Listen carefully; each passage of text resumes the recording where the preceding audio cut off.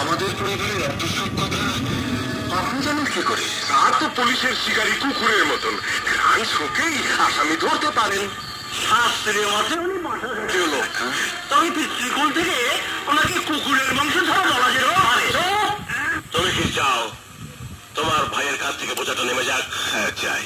তুমি কি চাও তোমার ভাবির দুঃখের দিন শেষ হোক? অবশ্যই চাই। তাহলে তোমার ভাইয়ের কাঁধের বোঝাটা ছিনতাই করো।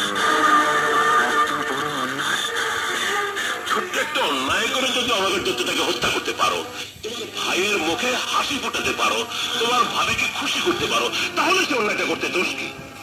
লেখাপড়া শেষ করে সামান্য একটা চাকরির বদলতে তুমি এই সংসারের কি করতে পারো? মৌকাবতী একবার শুধু টাকাওয়ালার চিন্তাই করো, কিচ্ছু হবে না। কারণ তোমার ভাই কখনো তোমার বিরুদ্ধে সাক্ষ্য দেবে না। আর অপরাধ জগতের বাদশাহ, ও जो बोलेगा वही होगा।